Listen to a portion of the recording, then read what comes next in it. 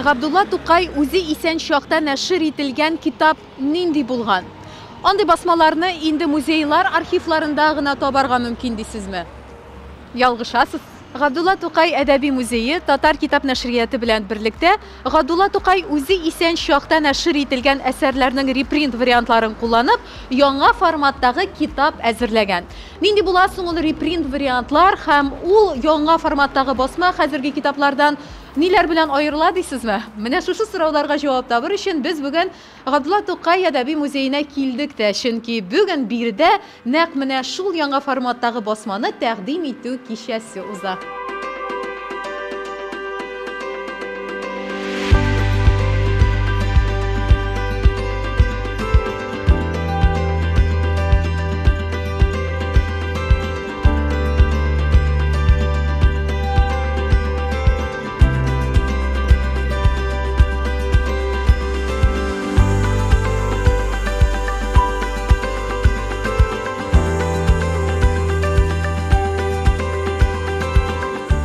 Сәлем.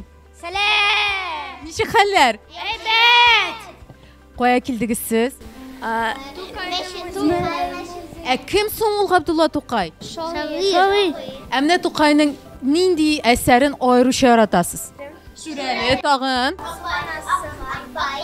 Аббай. Ул әсәрләрне каян өйрәндегез? Садикта. Бүген монда нишлисез? Нәрсә эшләргә килдегез бүген? Шагыйрь сөйләргә. Шигырь сөйлисез. Кайсыгыз хәзер үк менә шул ятлаган шигырен сөйләп күрсәтә ала?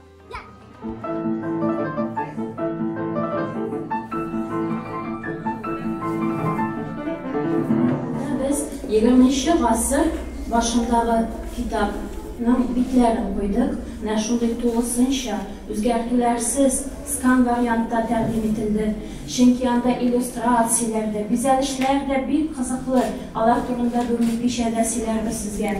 Габдулла Тукай әсәрләре тупланган җыентык репринт китап дибез. Нәрсә ул репринт китап? Менә беренче шуннан башлыйк әле сүзебезне. Мин нәрсәсе белән уникаль менә шушы китапчык?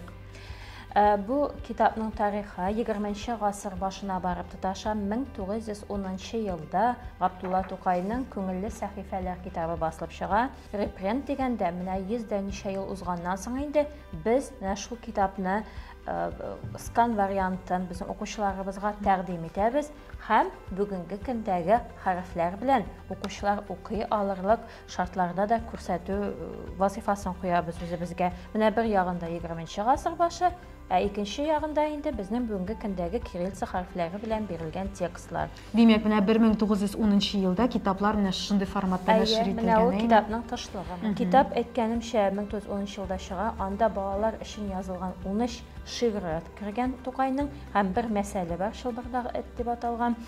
Шигырьләр арасында инде бүгенге көндә безгә билгеле таныш әсәрләр, безнең гаилә, мәсәлән, имтияз алган бала, һәр ялтыраган алтын түгел, күңелле сәхифәләр, Ак бабай һәм башка шигырьләре тупланган.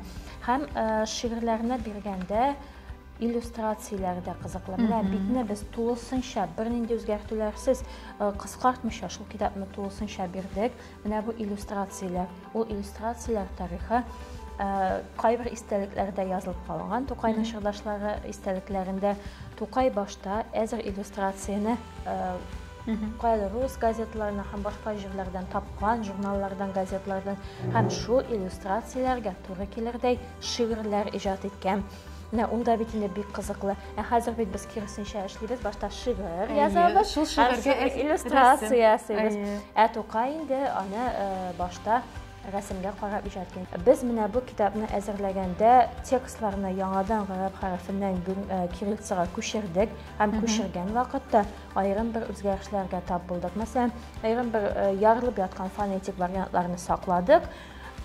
Безнең гаилә әсәрендә исә biz гадәтләнгән әби бабай дип түгел, абый бабай дигән менә шундый геройларның алмашынуы күренә. Без инде аны да нәкъ менә күңелле сәхифәләр китабындагыча калдырырга ымтылдык. Димәк, моңа кадәр тәрҗемә ителгәннәреннән бераз аерылады әле улай. Әйе, аерым бер сүзләрендә без инде аермаларны да күрәбез. Шуңа күрә дә репринт китапны нәшер итү, ул менә шул Тукай стилен күрсәтүнең бер максаты булгандыр инде. Әйе, шулай дип саныйбыз.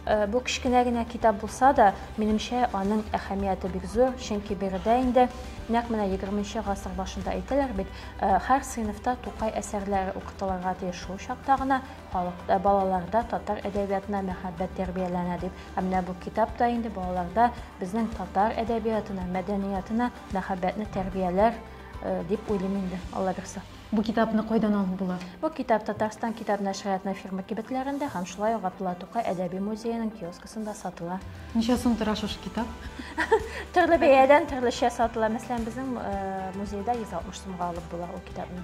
Я Ходай, көн кичә ямсыз, бүген ах нинди көн. Кичәсендә һәм буякта, бүген күңелем бөтен. Эй кояш нурлы, ачылган бакчаларның гөлләре, яктылык, рәхәт, бәхет, сайрый Ходай булбулары. Кул чабабызмы? Молодцы, уңышлар сезгә, яме?